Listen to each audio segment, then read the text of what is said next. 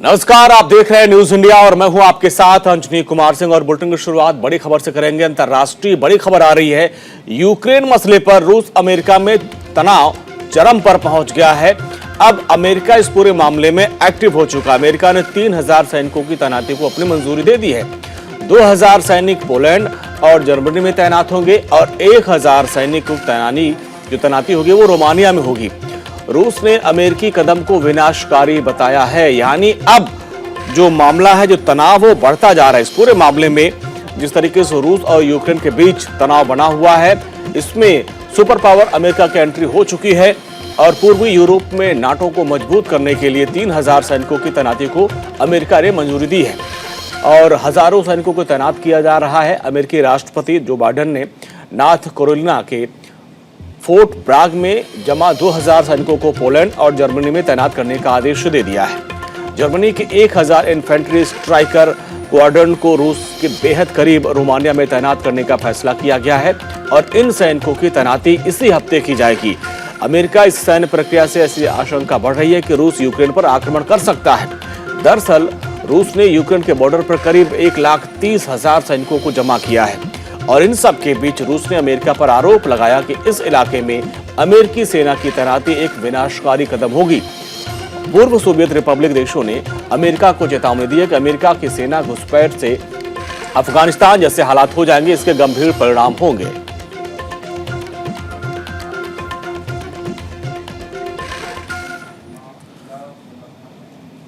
चलिए अब चुनाव की बात करते हैं। 5 राज्यों में चुनाव, सबकी निगाहें यूपी के चुनाव पर है और आज सियासत के सुपर प्रचार में सभी पार्टियों की नजर जाट लैंड पर है।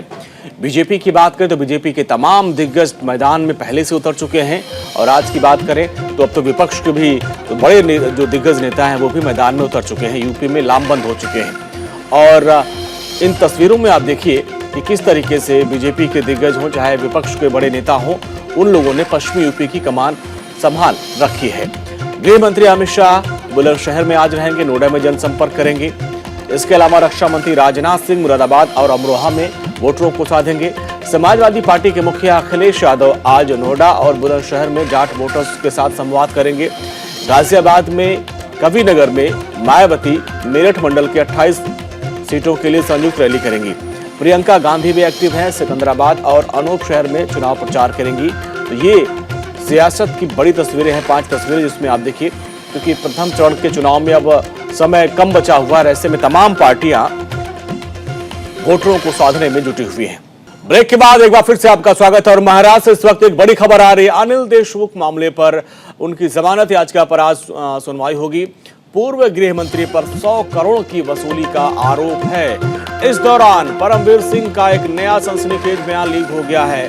बॉम्बे हाई कोर्ट में अनिल देशमुख की याचिका पर आज सुनवाई होगी। देखना यह होगा कि उनको जमानत मिलती है या नहीं। इन सब के बीच परमवीर सिंह का एक सनसनीखेज जो बयान है वो लीक हो गया है, जिसके चलते एक बार फिर से अनिल देशमुख मुश्किल में फंसे दिखाई दे रहे हैं। इसके पहले भी उन्होंने जमानत याचिका लगाई थी लेकिन उनको राहत नहीं मिली थी। आज एक बार फिर से बॉम्बे हाई कोर्ट में सुनवाई होगी। देखना यह होगा उनको राहत मिलती है या नहीं। बड़ा आरोप है, 100 करोड़ की वसूली का आरोप उनके ऊपर लगा। इसमें एक बड़ा नेक्सस था पुलिस और नेताओं का। अब जमानत याचिका पर सुनवाई।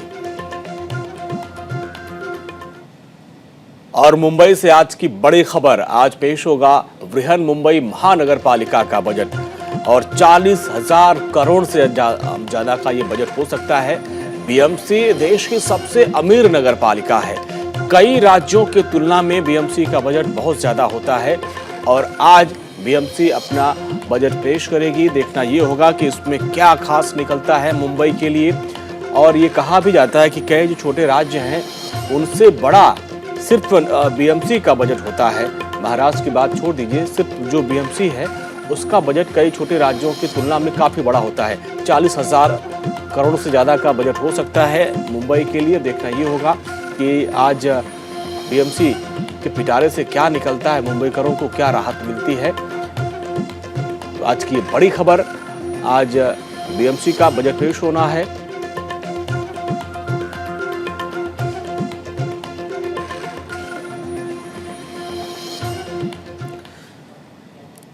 चलिए आगे बढ़ते। खेल के मैदान से इस वक्त एक बड़ी खबर आ रही है। टीम इंडिया के कई खिलाड़ी कोरोना संक्रमित पाए गए हैं और सभी खिलाड़ियों को क्वारंटीन कर दिया गया है, जिसमें शिखर धवन, ऋतुराज कोरोना संक्रमित पाए गए हैं। कई सपोर्ट स्टाफ भी कोरोना पॉजिटिव पाए गए हैं और वेस्ट इंडीज दौरे से पहले ये सभी खिलाड़ी कोरोना पॉजिटिव पाए गए हैं और 6 फरवरी को भारत वेस्ट इंडीज का पहला मैच होना था।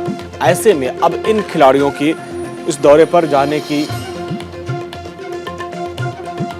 कमी खलेगी कि ये खिलाड़ी अब वहां पर इस दौरे पर नहीं पहुंच पाएंगे। इनको क्वारंटीन कर दिया गया है क्योंकि कई बड़े जो दिग्गज खिलाड़ी हैं वो कोरोना पॉजिटिव पाए गए हैं। एक और बड़ी खबर बता दें, राहुल गांधी के लोकसभा में दिए गए बयान पर हंगामा हो गया है। संसदीय मंत्री प्रहलाद जोशी ने राहुल को अहंकारी और मूर्ख बता दिया है। राहुल गांधी के 2 हिंदुस्तान वाले बयान पर बवाल हो गया है। राहुल ने मोदी सरकार की तुलना अंग्रेजों से की थी। पीएम मोदी को किंग कहने पर भी विवाद हो गया है। प्रहलाद जोशी समेत कई मंत्रियों ने उनकी निंदा की है। कांग्रेस नेता वो गांधी परिवार के इसीलिए मिल रहे हैं। मोदी जी को ऐसा नहीं हुआ है। मोदी जी ने लोगों का दिल जीत के, सारे देश का लोगों का दिल जीत के, मोदी जी ने डेमोक्रेटिकली इलेक्टेड एक प्राइम मिनिस्टर है। तो इनका मानसिकता क्या है? ये मोदी जी जहां बैठे हैं ये मेरा स्थान है, ऐसे राहुल गांधी ये गांधी परिवार वाले सोचते हैं। इसलिए इनको भयंकर अहंकार है, ये अहंकार उनसे बात करवा रहे हैं। और ऐसे तो जो एक वर्ष में हुआ है और आगे हम क्या करने वाले, यही होता है। प्रेसिडेंट स्पीच जो होता है, 1 वर्ष का दौरा हम देते हैं, क्या क्या हुआ है और आगे क्या कर रहे हैं, इतने तो पूरा है। उसमें कंस्ट्रक्टिव सजेशन देने के बजाय जो लोग राजीव गांधी फाउंडेशन को पैसा देके चाइना का फ्री ट्रेड एग्रीमेंट किया, वही व्यक्ति आज बता रहे China has got a clear vision. और तिब्बत के समस्या को कौन क्रिएट किया? ये सब ही has no directionless speech. कोई सोच नहीं था, कुछ पॉइंट लिख के आए थे, कोई बताया है उनको, ऐसे बोला है। भारत एक देशी नहीं है बोलते हैं। इनको सांस्कृतिक भारत का कुछ परिचय भी नहीं है। दूसरी बात, हमारे घर में भी आप आते हैं तो हम शूज बाहर छोड़ने के लिए बोलते हैं और ठंड के दिवस में घर का जो अंदर पहनने का स्लीपर रहता है वो स्लीपर हम पहनते हैं। इतना भी अक्ल नहीं है तो पूरा उनका वो बुद्धिहीन है, इतना ही मैं बोल सकता हूं। चलिए यहाँ वक्त हो गया छोटे से ब्रेक का। ब्रेक के बाद भी खबरों का सिलसिला लगातार जारी है।